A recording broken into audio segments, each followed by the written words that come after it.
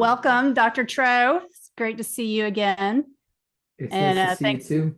It's an emergency meeting here because we've got the holidays, and I'm a little stressed about how I'm going to handle sticking with my carnivore diet tomorrow. And you were the first person I thought of because I know you personally have experienced the wonders of the carnivore diet, and I think let's just start there. And can you tell everybody your personal experience and how much weight you lost, et cetera? Yeah, sure. First of all, I just want to say this. I don't know, New York, we curse, but we fucking love you here in New York. Let me just tell you. Okay, we love you.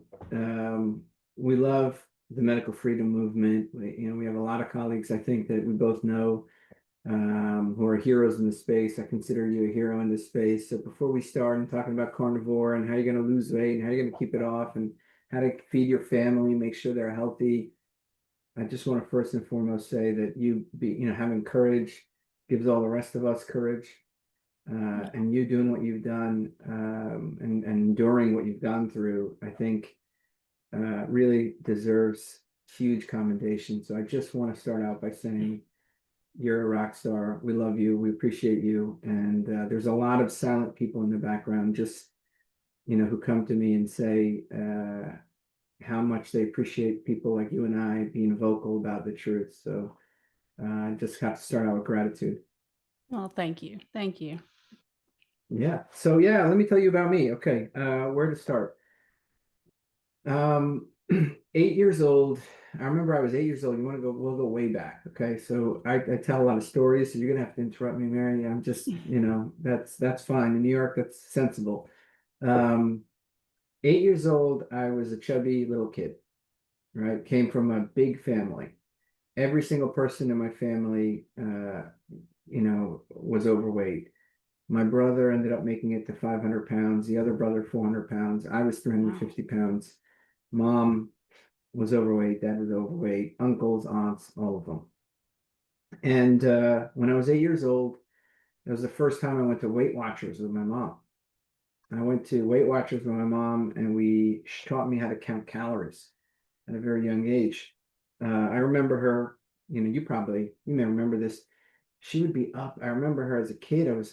She'd be up at 3 a.m. knitting because her doctor put her on fen-phen and told her to count calories. That was, back in the 80s. I don't know, for the listener, fen-phen was a stimulant, sort of dual action drug in the 80s given to lose weight. She ended up, when I was 13, I was the weight I am right now, which is about 210 pounds when I was 13 years old. And, I eventually ballooned up to a 350 pound doctor. I was trained in internal medicine. I was a chief resident, and I had ballooned up to 350 pounds. Mary, every day hurt. Every day I woke up, it hurt to go up the stairs. It would hurt to get out of bed. I couldn't run after my kids. Every joint hurt. I was always tired, brain fog. I felt like I was in prison.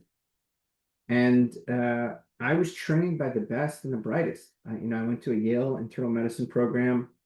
I was a chief resident there. I scored on the 90th percentile on my board exam. I mean, it wasn't, I knew medicine, but they didn't really give me insight into nutrition. And certainly I didn't have that common sense knowledge about nutrition that some people just have. I didn't have that. My family came here with nothing. They had to get their education later in adulthood, and it was like a first generation American struggle. So my wife, my amazing wife, we had two kids, and she was pregnant with our third, and this is like over a decade ago. And she said to me, "Are you going to make it? Are you going to make it to see our kids grow up?" And she goes, "I know it's not for lack of intellect." And she said, "I know it's not for a lack of discipline. I see you working." She goes, "I know you can do this. Can you figure it out?" And that's when I turned my arrogance. I had New York City chip on my shoulder back then. I had a bit of arrogance that I think you and I are familiar with. A lot of our colleagues have that, arrogance. A lot of doctors have that arrogance. And for the first time, I really put it inwards and said, I got to drop the show. I got to change my life. I got to figure out, I got to admit that I don't know it. I don't know everything. And that was where my journey started. And, I peeled into the medical literature and I read everything. I mean, I would like read everything. I went back to the 1900s, starting with it went from O's all the way to now. Gene Mayer in the 50s, writing in the New England Journal of Medicine about what controls hunger. What is it that drives appetite? What drives people to eat? Read all the theories about obesity, and then it's staring at you plain in the face every direct interventional trial ever for weight loss that compares low fat or calorie counting to low carb. Low carb does better. So that's where my journey started. It was 10 years ago when I said, let me actually not believe the food pyramid. Let me not believe what the CDC and the AMA and the AAP and the APA, what they say to eat. Let me actually look this up for myself, evaluate the data, and see where I get. And that's where it all changed. It was all lies. So yeah, How long? I was 350 pounds. I was 10. I took me 2 years and I lost 150 pounds. Wow. You know, How old were you when the light yes. hit? Yeah, this was 10 years ago. So maybe I was like in my early 30s, early Yeah. 30s, maybe 11 years ago. Yeah, I was, I mean, 30 years of obesity, right? Wow. 30, like 3 decades. And let me tell you, the mental clarity change was the biggest eye opener. I finally could think. As a doctor, I went from, like being a good doctor to like really, really digging down deep and understanding, paying attention, observing my patients, figuring out what's helping them, what's not helping them. I mean, my brain just changed. I don't even know how to say it. I started thinking clearly, no brain fog, a lot of energy. And back then, I'm starting to see this in my clinic, like, oh my God, I'm eating meat. I had never cooked a steak. Get this. I mean, you're from Texas, so or you're living in Texas, but I had never cooked a steak in my life at that point, not even once, Wow. right? And now all And I eat is steaks. were you under the impression that steaks were unhealthy? Is that why? Or you just didn't have any interest? No, it wasn't that I was convinced it was certainly we were taught red meat is unhealthy, right? Like that's what we were taught. I mean, we both know now that flies, but Um, I don't think it was particularly because of that. Like it wasn't something I did. We had chicken, we had every once in a while we do kebabs, but really it was like chicken, grill, we would have a salad with grilled chicken, maybe some egg whites, right? I mean, Hmm. skim milk, Lean. cereal, brown rice, granola bars, raisin bran, bran muffins. Like this is what I thought was healthy because, gosh, they said fiber and whole grains was healthy, right? And I had to just control my intake of it. Now I know the truth, which is all of those foods high in processed carbs and sugar, they literally get you hooked. Well, and then were you very consistent that 2 years, or did you sort of fall off the wagon here and there and have to get back on, or how hard was it? Yeah, that's a great question. So I have never deviated, not once, Wow, that's right? impressive. Like I can tell you, it's just going to sound crazy to the average listener here. Um, I eat predominantly like meat, fish, chicken, eggs, Greek yogurt, cottage cheese, green leafy vegetables I'll eat like as a garnish, basically. Berries is like a dessert for me. Hmm. Um, I can't remember the last banana I ate. It must be at least 5 years since I've eaten a banana, let's just say. Yeah. Ice cream, I don't remember the last ice cream I had. I don't remember the last pizza I've had. I don't remember I haven't had a beer like a in 10 years. Yeah. Wow.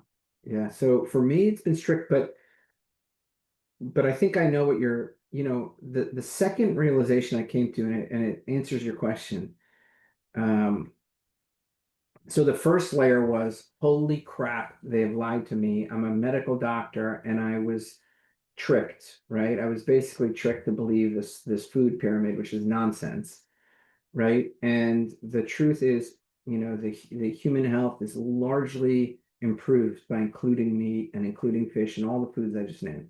So that was the first like big realization. Low carb diets always do better for weight loss, right? And that transformed my life and it's transformed my practice. I mean, I've helped over 2,000 patients lose over 100,000 pounds, which I'm so proud about. So this is, nationwide medical practice. But the second thing that I really opened my eyes was about 2 years into my journey. I'm now like just over 200 pounds and reclaim my health. I'm running. I feel great. And I met a patient, and you'll appreciate this because as a clinician, we often screen for issues like when we're just sitting there with our patients, and we may screen for depression, we may screen for anxiety, and in this particular patient who I was really fond of, I was screening for alcohol. And this is the light bulb moment, the second light bulb for me, which was a concept that was really not even widely discussed back then, which is food addiction. But the questionnaire I did was called the CAGE questionnaire. And you probably remember from residency and med school, the CAGE questionnaire is for alcohol. It stands for cutting, agitated, guilty, and eye opener. Do you want to cut down? Do you get agitated when somebody tells you to cut down? Do you feel guilty about your use or shameful about your use? And do you feel so compelled to drink that you drink at an early hour, or maybe you hide and sneak bottles, or maybe you lose control like late at night alone or something like that? So these four questions I'm asking, my patient that I care about because I want to help him understand his relationship with alcohol. And in my head, I was answering it for food, Mary, and I was like, holy crap. Yeah, I do want to cut down on unhealthy food. My whole life I wanted to cut down. Oh my God, when my wife says, when I was 350 pounds and desperate to get healthy, and she said, maybe you shouldn't eat that pizza, I would get agitated and annoyed and pissed off. And I'd say, leave me alone. And gosh, I had so much guilt and shame about my weight, my size, how I was eating, how come I couldn't control, what was going on. And I can't tell you, after a code in the ICU, code blue, I mean, I would be looking at anything in the nurse's station to just throw into my mouth. It could be whatever was there. And it's never healthy at the nurse's station. All right. So when I did that questionnaire on this patient, I realized that, there's more to food than just low carb or intermittent fasting or carnivore, or that some people like me could be, food addiction is a tough word, but something pretty darn close to addiction. And that describes my whole life. You were saying going on and off the wagon. I mean, we use those terms for addictions. Mm-hmm. So that was my second realization. And I've published on that too, on food addiction. It's something that I feel more doctors need to be aware of. Like, how is it that we've gained 50 pounds, right, in 5 decades as a people? How is it that our kids, are chowing down on Cheetos and drinking down sodas, and they can't stop, and it's in the schools. They're getting fatty liver before the age of 18. They're getting diabetes before the age of 15. How is this not food addiction? Right? How are we not hooking these, I was hooked at a young age. Right. Right. And I had to like unhook myself. So yeah, I've never fallen off the wagon, if that's what you mean. God has been good to me. So, well, and then how do you tackle the food addiction part other than just bringing awareness to it? Are there tricks to that? Yeah, I think it's just starting to like understand, like, we kind of understand it with alcohol, right? Like an alcoholic, they have to come to that moment, right? And be honest with themselves But once that happens, they have to do something about it. They got to go to AA, they got to abstain, they have to, everybody, they got to rally their family and get support from their whole family. They got to do something. And same thing with opioids, right? Like if you have opioids, everybody, like, they're not even going to leave a bottle in the medicine cabinet if you come over because, like they want to, that your family wants to support you and your friends want to support you. But with food, I mean, it's the opposite. Like the minute we all get together tomorrow and we go out to Thanksgiving, they're going to say, well, I made this apple pie just for you. You're not going to taste some, Mary? Like, I made Right, this right. pecan pie. Like, you're not going to have a little bit? What about this gravy and mashed potatoes? Like, you're really not going to taste it?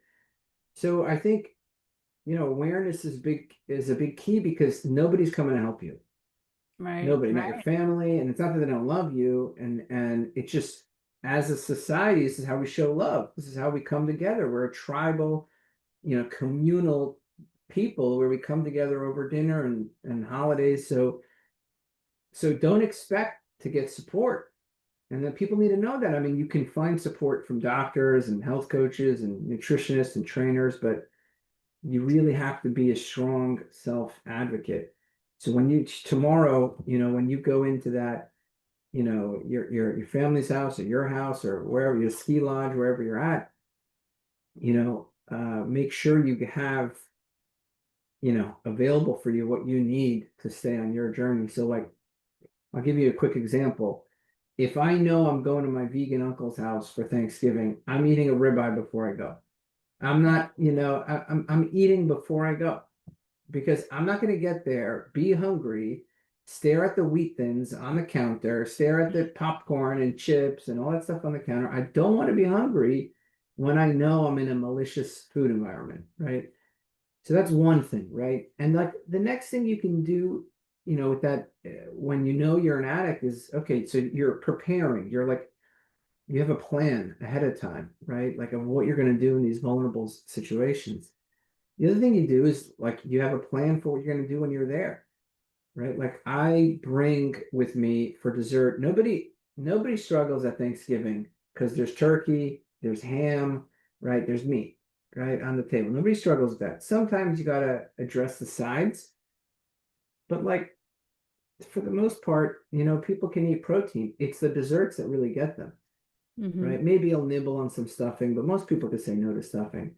But it's like you ate and then, they leave everything out on the counter, right? And maybe like you just got to know to go back to the protein if you do go back to that table. But then the dessert comes out, and I think that's where people struggle. So I just bring my own dessert. Like I'll cut up berries, I'll bring like, heavy whipping cream and I'll whip it up there. And, people eat my dessert, right? Like if I Hmm. really want dessert, and I rarely eat dessert, right? It'll be like berries or some sort of my wife also makes like almond flour based desserts if I really wanted it, but I try to stay away from those.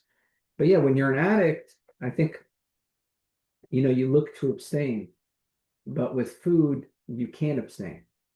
You can't just say, well, I'm not eating forever. So you have to learn to live with this, which is different than any other addiction. So yeah, awareness and a bit of understanding.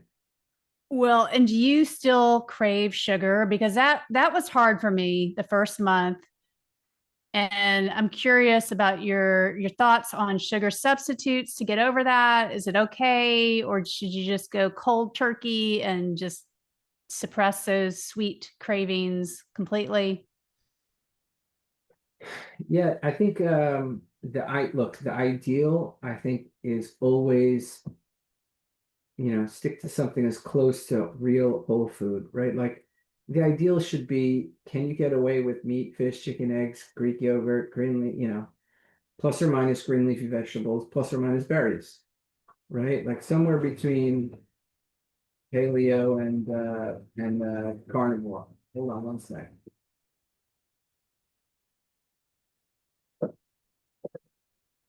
All right. Dr. Tro had to leave. I will just tell you one little trick. Oh, there you are. I Yeah. was good.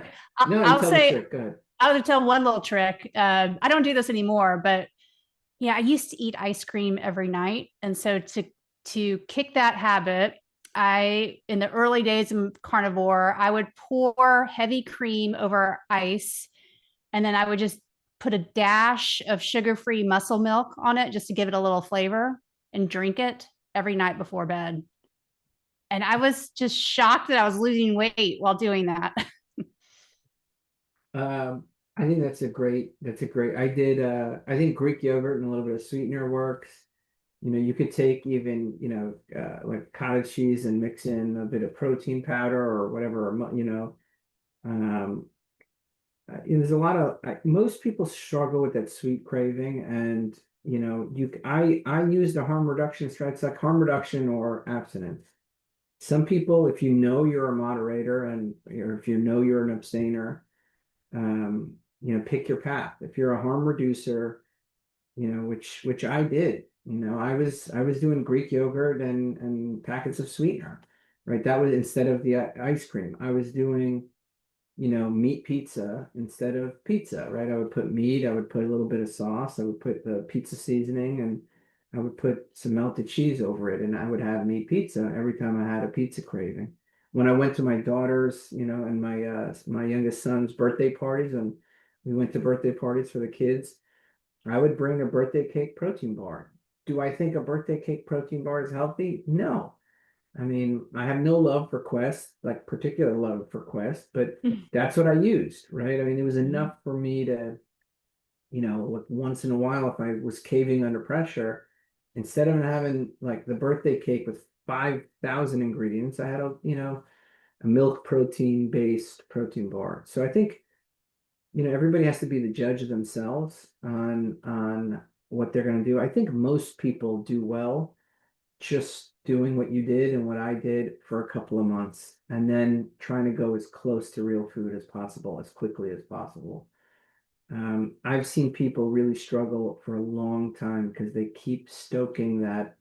They're trying to recreate the addiction in a low carb way. And it's just, it's certainly better in some cases if you're really overweight like I was, or you have really severe diabetes. But I think eventually you want to get to real food. Like you want to find your way.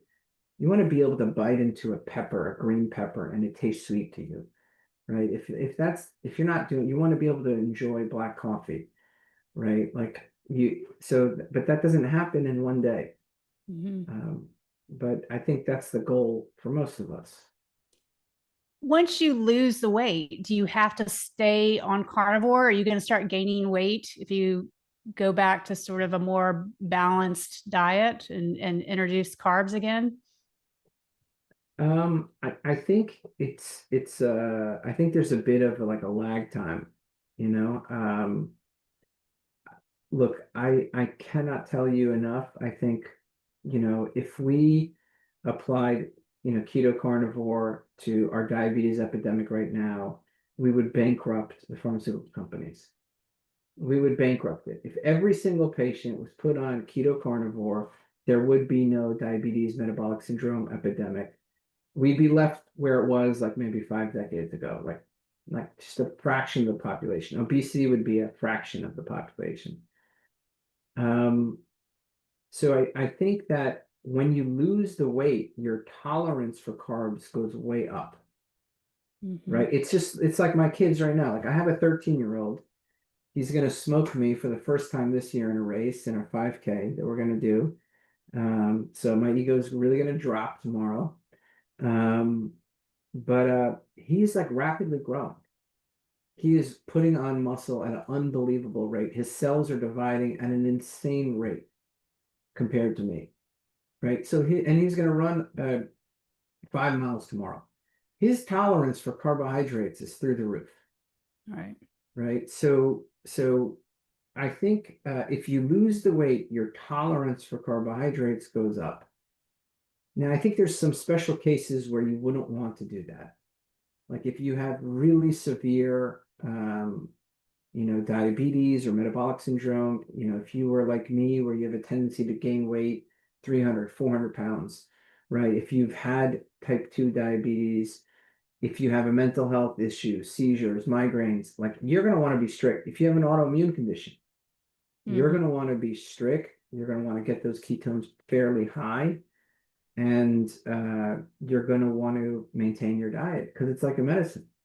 It's either that or Ozempic. I mean, you Right. pick, right? So I think for me, I haven't deviated in 10 years, but my wife, like, she's like this petite little thing. She does low carb and carnivore for her migraines because she has really bad migraines. Like, if she's low carb, she has one migraine a year. If she's eating carbs, she has 15 to 20 migraines a year, and they last for days. Wow. And meanwhile, by the way, the AAN, the American Academy of Neurologists, doesn't talk about ketogenic diets for migraines, even though there's plenty of literature on that for migraine prevention. Um, but her, like, she doesn't have an appetite issue. She doesn't have any insulin resistance. Like, she could take a bite of Reese's Pieces at Halloween, put the rest down, and then never have an issue, right? So I think you just got to know yourself. Me, I can't do it. I wish I could. Do you have your patients measure their ketones when they're getting started? Yeah, so we have like a really unique style of practice. I mean, I don't, it's really, you'd love it. We are nationwide, right? And we have several studies now. We've published studies on diabetes reversal, metabolic syndrome reversal. We have studies on weight loss at 1 year, 43 pounds. We have studies on binge eating symptoms going down by 80%, food addiction symptoms down by 60%. We have studies on cholesterol, how to deal with high cholesterol on the keto diet without medications. We've put out a lot of research, and my team is awesome. We have, several clinicians, coaches, trainers, and it's just I'm lucky to be in a great group. Um, so when a patient starts with us, they could be in, like, the tip of Maine all the way down to, Baja California, and anywhere in between. And they get a body composition scale that connects directly to us. They get a blood pressure cuff, connects directly to us, a ketone meter, and we use in our patients with diabetes on multiple medications, we do use continuous glucose monitors, but with others, we may just use the ketone meter and the finger stick. And we track everything. We track the step counts. We connect to the Fitbits and the watches and the phones, and we connect all of these equipment. And we're screening, thousands of people across the nation in real time, basically.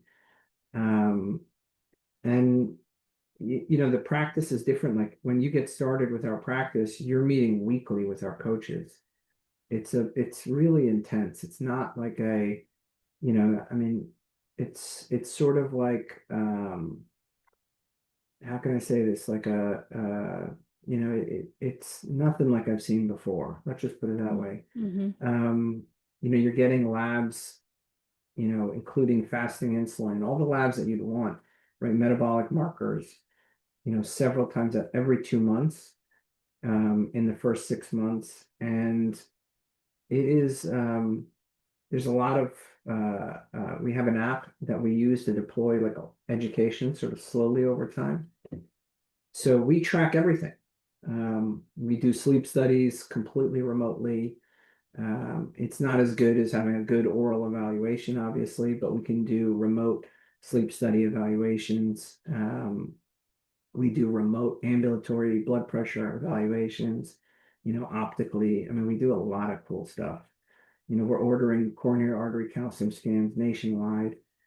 I mean, so our patients are, like, really handheld through how to lose weight, how to manage their medications. Our average patient comes off of 2 medications. So they come to us with like 3 or 4 medications. They're leaving us with 1 or 2 medications. The average patient that starts our program feels unwell about 20 days out of 30. And at the end of our program, they feel unwell 2 to 4 days out of 30. I Wow. mean, that's like the and at this point, we used to be direct to consumer, but now we're focusing really on employers, Hmm. because we're showing the amount of medications we're stopping, we're saving them tons of money, and pharma is going to bankrupt corporate America if we don't do something about it. I mean, healthcare in general, not just pharma, the university hospitals that are charging 10 times the amount they should for mammograms and echocardiograms and visits, right? They're going to put every employer in this country out of business. And so our job when we come into these companies is to offer really holistic care. And we've demonstrated that we're able to save them $2,000 to $4,000 per employee, Wow. that's enrolled in our program. So we're focusing on the companies that are like 500 to 5,000 who get it, who get that healthcare needs to change. I love that. How long on average do people stay in the program?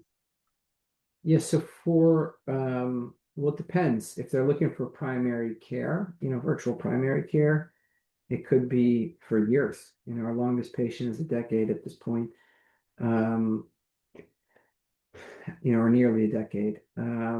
Most patients, who come for weight loss will stay for about 1.5 to 2.5 years. Hmm. We really, but what we're finding is in that 1.5 years, like we know everything about them.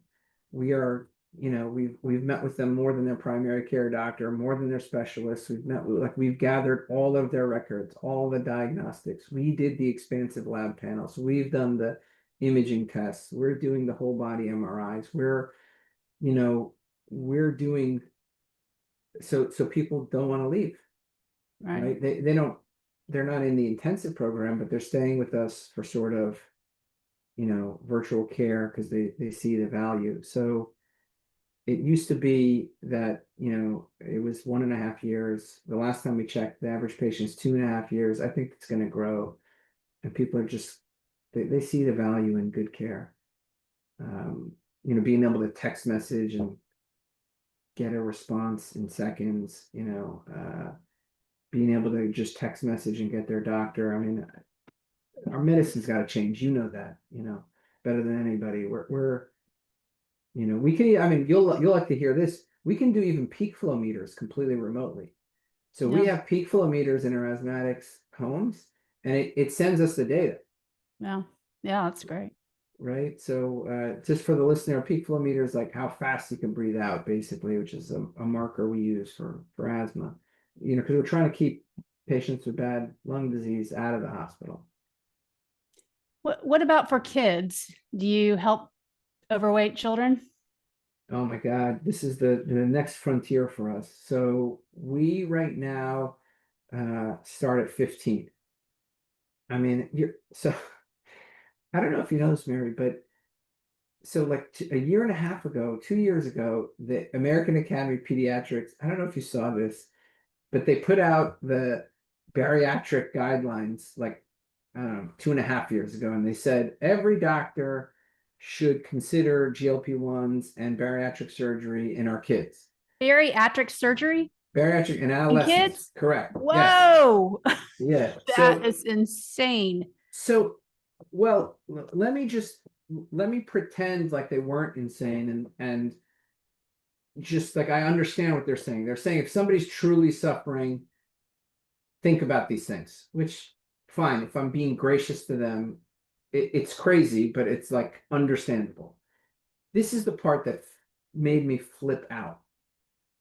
5 months later, okay, the AAP put out a position statement saying that to do a low carb, they recommend against children and adolescents doing low carb diets. Wow. And they recommend, if you're going to recommend it, that you need 23 lab tests and an imaging study. To recommend a low carb diet in adolescents. What, to look at the But liver? What imaging study? they wanted a DEXA scan. They're worried about bone density. Really? So yeah, so 23 lab tests, but bariatric surgery and medications just please use those. So at first I was like, this is insane. And I wrote, with 6 other doctors, Dr. Matt Calkins, Dr. Laura Buchanan, who works in our clinic, and Dr. Eric Westman and Dr. Mark Cucuzella. We wrote a letter to the editor. Guess what happened? They wouldn't publish it. Oh, of course. Right. Right? They wouldn't publish it. And we basically called them out. What they were doing was they were taking these kids with epilepsy, at a young age who had intractable epilepsy, and who are sometimes when there's no other medication, they're put on these very strict ketogenic diets. And they said, look, these kids have more problems than normal kids. That's why we recommend against low carb diets. It was the most straw man argument you'd ever see. So we walked them through all the literature. We dispelled all their myths, and they wouldn't publish it. So we published that letter in the Journal of Metabolic Health. And it was one of the most widely shared articles criticizing the AAP for recommending against lowering sugar, and giving a low carb diet in adolescents. And what we found out later was the author didn't disclose this. The primary author had received over $250,000 directly from pharma, and within the past 2 years, did not disclose it. Wow. And of course, it was the GLP-1 companies, right, which we won't name. But this is so I would love to develop a pediatric program. And when I say pediatric, I mean, I should call it a family program, because there's no way you're going to win a kid without winning the family. Mhm. So you're going to need mom, dad, and kids present at every visit. But we'd love a pediatrician to join our ranks. So if you're a pediatric doctor out there and you're listening to this, please call us, because I'm so tired of seeing, these 18-year-olds come to my office with fatty liver already. These 20, I just had a 22-year-old, who's already class 3 obesity, 200 pounds overweight, and has COPD, can't get dental care because of they won't put them, they're concerned about the anesthesia needed because of his sleep apnea, concerns with that. I mean, we're truly dealing with an epidemic in our kids, and they deserve better. So yes, I'd love to help kids, but right now we do 15 and over only. But we know, everybody, we need it. Our kids need it. Can I talk about kids for a sec? My kids, I have a 13-year-old. At his age, I was 100 pounds heavier than him. Wow. And I'm homozygous for all the obesity genes, like for 2 of the main ones. So he has the genes. Right. They're not homozygous, but they're still dominant. So he has the same genes. And he's 100 pounds less at the same age.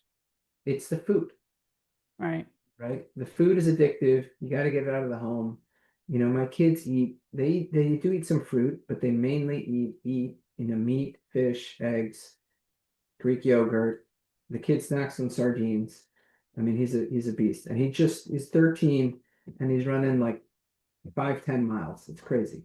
Awesome. Yeah. What about the people that say, well, you're going to raise your cholesterol, and talk about the cholesterol issue? Yeah, so we have a study coming out for them, and this isn't published yet, and it's not peer reviewed, but it will be. So the AHA right now, and the ACA the ACC, sorry, has a calculator that they want every doctor to do. And it's a 10-year risk calculator. And it involves cholesterol. And it looks at cholesterol, but it looks at a number of other things to say, here's your risk of cardiovascular disease. And the newest calculator, it's called the Prevent calculator. This is like grade 1, every doc should be doing it. So we went back and we audited 130 of our charts to say, okay, the last 130 patients, how did we do?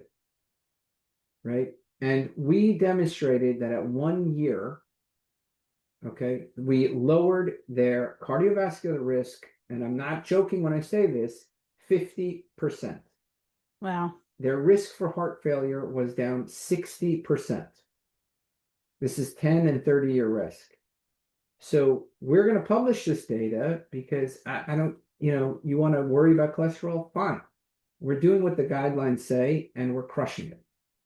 Right. Right. So this idea of cholesterol, the problem is that you have to understand, when you reverse metabolic syndrome, when you reverse obesity, as you get lean, okay, and as you keep your carbohydrates low, your cholesterol will go up. Okay, this is just, it's been shown in meta-analysis. This is our study, in current developments 3 years ago showed this. It's been widely cited now, over 100 citations. When you keep so it doesn't matter what you eat. You could have anorexia. The leaner you get, the higher your cholesterol will go. And I want the listener, to hear this again. You could eat nothing. As you get lean, your LDL will go up. If you're doing fasting for Ramadan or whatever, and as you get lean, your cholesterol will go up. If you go on a blood sugar disposing drug, a medication that makes you lose sugar, okay, makes you lose it through the pee, your cholesterol will go up. Right? So if you lower your carbohydrate. Why is that? So because the cholesterol is mobilizing fat for fuel. So your body will then produce cholesterol to mobilize fat for fuel more efficiently.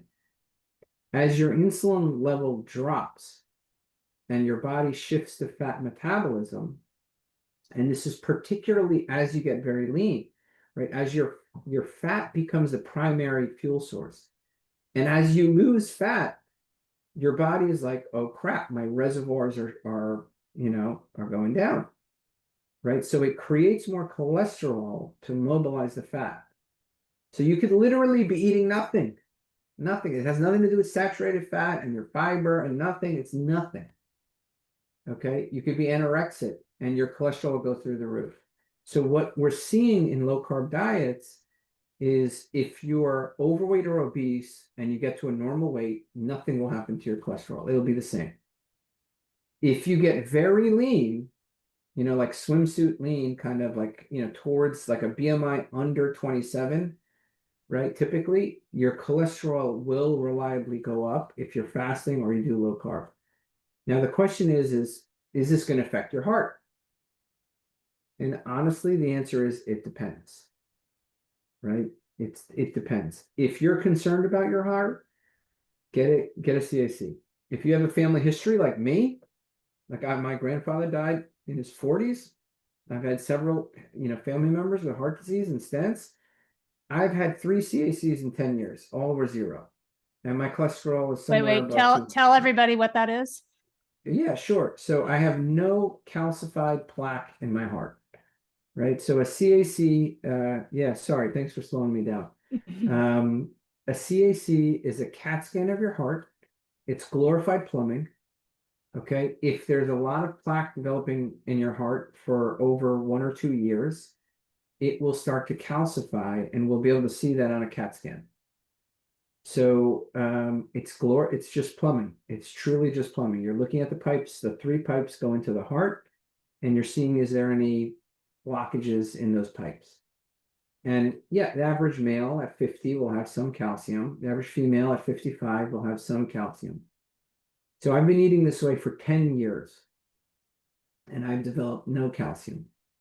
And like I said, so meaning that 10 years of sky high cholesterol, right, has not affected me poorly. Well, why is that?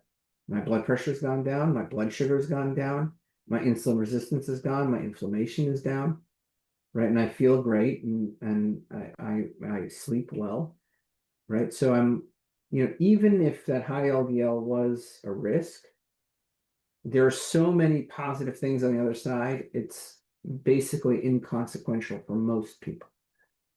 In some cases, if you have a strong familial component or you have existing, plaque with that coronary artery calcium, you may want to consider just modifying the diet slightly to address the cholesterol. But for the most part, most 99% of people don't even need to care. Do, And do if you you ever, need it, yeah, yeah. sorry, go ahead. Well, I was going to say, do you ever use statins? Very rarely, very rarely. Never to treat a number, never to treat a number. Actually, we have another study coming out. So this is, sort of pending. But there's a phenomenon where what we're noticing is non-statins may be more effective, right, in people who are in a ketogenic state. So statins are probably not an ideal choice if you want to lower the cholesterol. Now, most people don't need to do that, right? You don't need to lower the cholesterol. If you have very low calcium and your risk is low, you just don't need to treat a number just because your primary doc is flipping out because the number's high. I mean, that's just silly, right? So high number should not mean treatment, right? And if you're going to a doc that's just saying your number's high, I'm concerned, here's a drug, you need to stop and run away. If a doc is going to use a drug on you, he better be able to explain why, what the benefits and what the risks are. And if he can't tell you, hey, your risk is 20% of having a heart attack, and that's about the only person in the next 10 years, and maybe I'll lower your risk by about 3 or 4% in the next 10 years with this drug. It's about the only case, and that's so rare. Right. Right? That's so rare. So, well, I mean, if you want to go to heart disease, like most people, this is where I say, if you're a listener out there and you got a high number on a ketogenic diet or carnivore diet, first and foremost, right, consider a calcium scan, right? Consider a calcium scan. Ask your doc, I want to see what's going on with my heart. Okay. If your calcium score is low, you really can consider staying off drugs, right? Just make sure to be healthy. I mean, don't go smoking and doing cocaine and, inhaling cadmium and, don't sniff the heavy metals, right? Like stay away from the microplastics, but go live a healthy life. But if your calcium score is high, you may want to consider, and there's many agents to lower plaque. I mean, fish oil has been shown to lower plaque. Nattokinase has been shown to lower plaque. Vitamin K2 has been shown to lower plaque. Zetia, bempedoic acid, statins, and PCSK9 inhibitors have been shown to lower plaque. It's not colchicine, 1,000-year-old medication has been shown to lower plaque. I mean, you don't have to just, take a statin because your doc told you. And why wouldn't you want to? Because it inhibits mitochondria, particularly in older women. It causes insulin resistance and pushes you into diabetes. And many people just feel lousy. They really feel terrible on the medication. So, but on the flip side, it's the most studied. Have you seen calcium scores get lower on the carnivore diet? Okay, so I have a podcast I'm going to do with somebody who claims he's got a protocol out. He's very well known. I'm not going to name him. He claims his calcium score has been reversed. I asked him to come with his images so we can go through it together on air because I'm a guy, I want to see the data. Like I put out the data because I want people to, it's one thing to be loud and say stuff. It's another thing to put your money where your mouth is. So I'm a believer of put my money where my mouth is. So every single case of lowering calcium in my clinic has been an error in the AI, an error in the lung, in the heart not being in the field. It's been an error. So I will say that I have seen people halt their calcium completely for 5, 7, 8 years, meaning they had a bit of calcium and it never went up. And just for the listener to understand, the average rate of progression is 20%. So if you have a bit of, just like wrinkles and white hair, right? Like we just get more of them as time goes on, right? So calcium, the average rate of progression is 20% per year. Wow, that's So for pretty. somebody to have zero progression over 7 years, is huge. So we have about 10 or 15 patients in our clinic who have halted progression. And they all basically do the same similar things. Plus or minus fish oil Vasipa, plus or minus nattokinase, plus or minus Zetia. They're all doing cardiovascular exercise regularly. They all lift, and they all live stress-free lives. Many of them are on baby aspirin, depending on how high the score is. Some of them are on colchicine, but these are like the commonalities between all of them. Do But I've never you seen it reverse. do you see the thyroid becoming sluggish on carnivore? My thyroid got better on carnivore. It did. Okay. So I've had lifelong hypothyroidism. I had a thyroglossal duct cyst at a young age. It was removed. I've had a TSH anywhere between 5 and 10, for the last decade plus. And mine improved on it. I haven't, we've systematically looked at TSHs.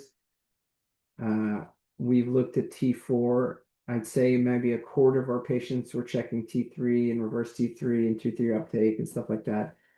But I don't think I've seen a consistent pattern. I mean, I think in general with weight loss, we see T3 go down, with any weight loss.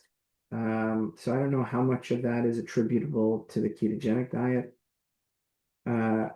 I gotta be honest, I don't think it's a factor. I just don't. But I mean, I could be wrong. I don't. I know it's been said. I know there's some. I'm curious what you think. You're closer to the thyroid than I am.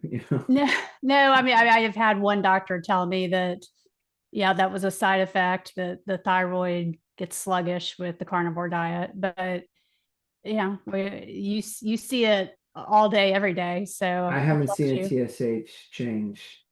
So and we're checking, every 3 months, right? So it would either have to be years, but I have a ton of people who've been carnivore for years and that TSH isn't changed. With massive weight loss, it seems to go down. So that's like the one caveat. The T3 seems to go down. And what about vitamin deficiencies on carnivore? Because people will say, well, you're not getting vitamin C and not getting enough calcium. What do you say to that? I'm going to tell you, first and foremost, I think the vitamin C and the calcium are very legitimate. I think the other one is folate. These are the three that would be on my radar. But the average person coming to my clinic who's BMI 39 has a vitamin C deficiency, vitamin D deficiency, low folate. I mean, it's all there. And when you reverse the metabolic syndrome, those seem to just get better on their own, which I think what that means is when you're in an inflammatory state, your body's using these nutrients at a higher degree. The utilization's higher. So I've seen people without supplementation improve.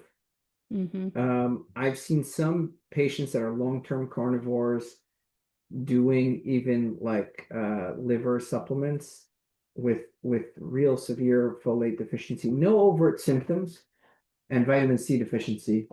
I've never seen anybody like have any, like, certainly scurvy, maybe if I'm looking closely, some gum bleeding, but nothing. I've seen low levels, and when we see low levels and we tell patients about it, most opt to treat, right? So they'll pick up a supplement, or they'll bring back peppers, or they'll they'll consider something with folate, either liver, lightly cooked liver, or, bringing back some green leafy vegetables. Those are the big ones. The calcium, I think, the calcium issue is really in, I guess, people who either don't eat bones. So like my kid eats sardines, right? There's bones in there, right? Like, so he's getting some of the calcium through that way. And most carnivores do dairy, Mm-hmm. So in those people, I'm not too worried about calcium, but again, I haven't seen anybody with like parathyroid issues or hypocalcemia. I just haven't seen it. I haven't seen DEXAs drastically worsen, right? So I think the urinary calcium that drives the fear, Mm-hmm. it's only seen for like a couple of months, and then then I'm assuming it's back to normal. Yeah. All right. One last question. Cost, because everybody seems to mention that as a factor that they can't afford to eat steaks every day. What are some tricks people can do to keep the cost down? Yeah, well, I would just say Januvia costs $600 a month. Ozempic costs $500 a month. Actos costs $400 a month. Amlodipine costs, $150 a month. Hydrochlorothiazide, $100 a month. Pantoprazole is like $200 a month. I mean, the migraine meds my wife's on, like that she used to be on, those are hundreds of dollars a month, right? So, forget it, the co-pays, doctor visits, just those alone, right? Like, so if you can pick two of those, you just earned a crap ton of food, Mm-hmm. So don't look at the cost. It's not a one for one. It's not, you can't say, well, what's my, and even the food cost. I mean, I'm going to tell you, we did a experiment, me and my health coaches, and we said, can we get by with less than $12 a day? Right? Can we get by, which is the SNAP benefit in New York? Can we get by with less than $12 a day? $12 a day in New York buys you a pound of ground beef at McDonald's and a side salad, which is pretty damn good. Mm-hmm. A pretty damn good way to eat. I mean, you're getting really nourishing food. Wait, Okay. a pound of ground beef at McDonald's? Is that what At you said? McDonald's, Well, yes. what do you mean? Yeah, Like four quarter a pounders, four quarter $2 each, pounders? and a salad for $4. That's $12. All right. So $12, you get a pound of meat and a salad. Like, who's gonna balk at that? All right. Right? I mean, so you can go to Wendy's, do the same thing, Burger King, do the same thing, right? So it's not expensive. You can do this even on a welfare check, on a SNAP benefit. I think it becomes hard if you want the food quality to be high, Mm-hmm. right? If you and I think that is the ideal, like regenerative farming, sort of free range, pasture raised. I mean, like real good food, Mm-hmm. right? The amino acid profile, the fat profiles are all better, So I think if you're in it for, if you're on a budget, I mean, like today, me and my wife, we bought, salmon for $4.50 a pound. I Mm-hmm. mean, that's not that we bought chicken for $1 a pound, right? I mean, so for $10, that's 10 pounds of chicken, All right. right? I mean, I'm not saying that. I think beef right now is through the roof, the beef prices, but you can make this work, if you understand that you're going to save money elsewhere. You're Yeah. not going to be buying the soda. You're not going to be buying the chips. You're not going to be paying to go to the doctor's visit. You're not going to take 2 days off a month to go to the doctor. You're not, spending money on co-pays and, deductibles and all that. You're going to win. Yeah. So yeah, you can definitely do it cheap. Don't let, money's not a factor. And honestly, like, are you going to care about the $2 more you spent a day, like when you're 6 feet under the grave? No, you're not going to care. All right. All right. So go eat healthy. Yeah. So It you should got be me the started, highest. Mary. No, it should be your highest budget priority, right? Shelter, food. Yeah. Well, so where can people find you? Yeah, look, first of all, for the listener, I hope this wasn't too much of rambling. I was able to give you like advice and your audience advice, just to make it make sense for them. You can do this, get help. We have a free app. It's the Toward Health app. Toward.health is our website. Our app is for free. We have, a free carnivore challenge 3 times a year. We have a free fasting challenge, live meetings. You go to live coaches who've been doing this for a decade plus.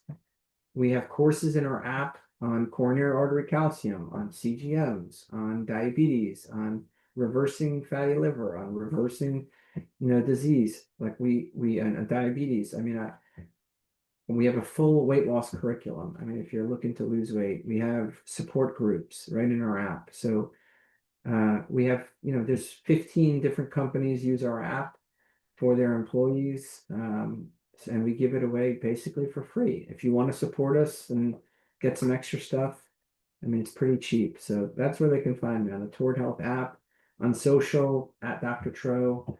And our nationwide practice is Toward.health. We're a direct care practice. We're super proud of it. We have published studies, culture of putting the patient first. So I'm super proud about all that.